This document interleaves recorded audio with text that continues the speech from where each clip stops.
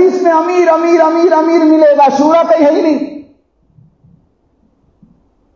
قرآن میں 2 جگہ شورا کا لفظ ہے، وَأَمْرُهُمْ شُورَى بَيْنَهُمْ، وَشَاوِرْهُمْ فِي الْأَمْرِ، یہ 2 جگہ ہے۔ اور اس جگہ شورا سے مراد شورا نہیں ہے، مشورہ ہے۔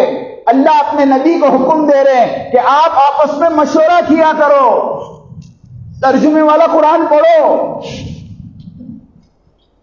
بولے مت بنو، جو جہاں لے جائے اس کے پیچھے چلے۔ سوچو تو صحیح کہاں جا رہے ہو؟ امیر کی ماتحتی میں شورا ہوتی ہے۔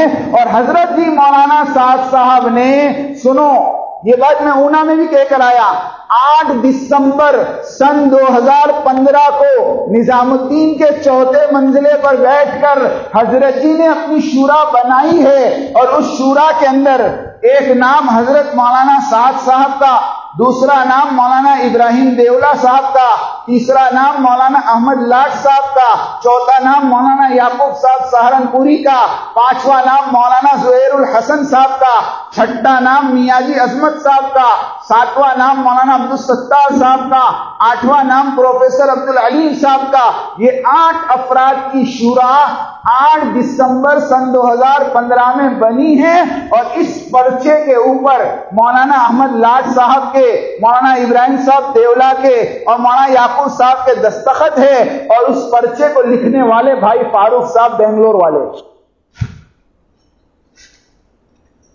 اور اسی شورا کی ماتحتی میں حضرت کام کر رہے ہیں۔ نظام الدین میں امیر بھی ہے، شورا بھی ہے۔ اگر کوئی تم کو یوں کہہ دے کہ ان کو امیر کس نے بنایا، ان کو کہو میاں جی مہراج صاحب نے بنایا۔ یہ کہے کہ شورا قبول نہیں کرتے تو شورا تو نظام الدین میں بنی ہوئی ہے۔ حضرت فرماتے ہیں ہم نظام الدین کی شورا ہے، ہمارے ہاں عالمی شورا نہیں ہے، عالمی مشورہ ہے، مشورہ۔ عالمی شورا حالات کے اعتبار سے ہم نہیں بنا سکتے۔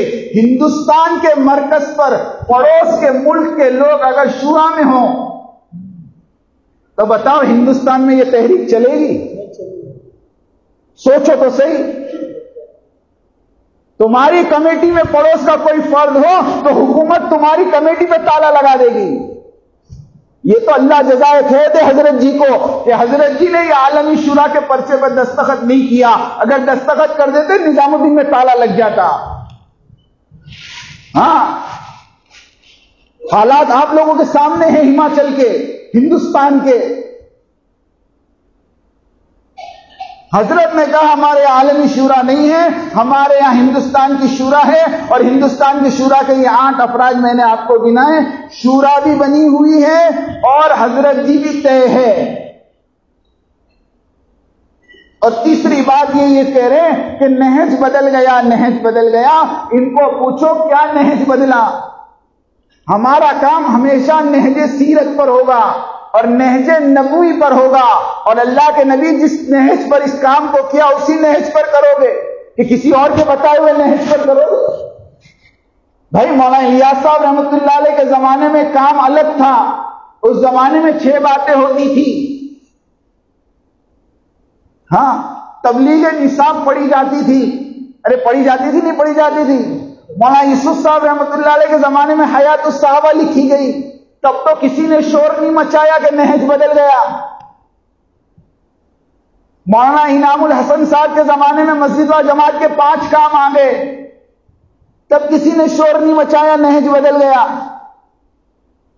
اور ابھی حضرت نے منتخب شروع کی، دعوت تعلیم استقبال شروع کیا تو پوری دنیا میں چلاتے ہو نہج بدل گیا۔ دعوت تعلیم استقبال یہ مسجد نبوی کا عمل ہے، مسجد نبوی کا عمل ہے، نبوی کا۔ مسجد کے اندر تعلیم ہوتی تھی اور صحابہ بازاروں میں سے لوگوں کو لے کر مسجد میں آتے تھے، پڑھو کتاب، پڑھو سیرت۔ ہم تو نہج نبوی پر چلیں گے۔ ہاں، یہ کام نبی کی نیابت کا ہے۔ سنو، یہ کام ہم مولی الیاس کے لیے نہیں کر رہے، اور مولی یوسف کے لیے نہیں کر رہے، اور مولی انعام کے لیے نہیں کر رہے، اور مولی زبیر کے لیے نہیں کر رہے، اور مولانا صاحب صاحب کے لیے نہیں کر رہے۔ یہ کام تو آخری نبی کا آخری امتی ہونے کے ناطے کر رہے ہو۔ ہمارا تعلق بنگلے والی مسجد سے ہے، اس بنگلے والی مسجد کے اندر جو ہے وہ ہمارا امیر ہے، وہ ہمارا رہنما ہے، وہ ہمارا رہبر ہے، چاہے وہاں کوئی بھی ہو۔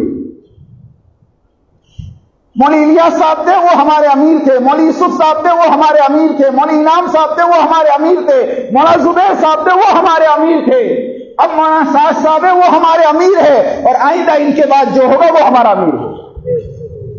ہم شخصیت پرستی پہ نہیں جاتے، ہاں ہم شخصیت کی پوجا نہیں کرتے کہ فلانے نے چھوڑ دیا، فلانے نے چھوڑ دیا تو ہم بھی اس کے ساتھ چلے۔ یہ شخصیت پرستی تم کو قبر پرستی اور بت پرستی تک پہنچائے گی۔ مسلمانوں، کسی نے بھی چھوڑا ہو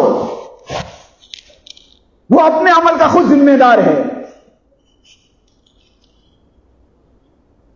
نظام الدین میں امیر بھی طے ہے،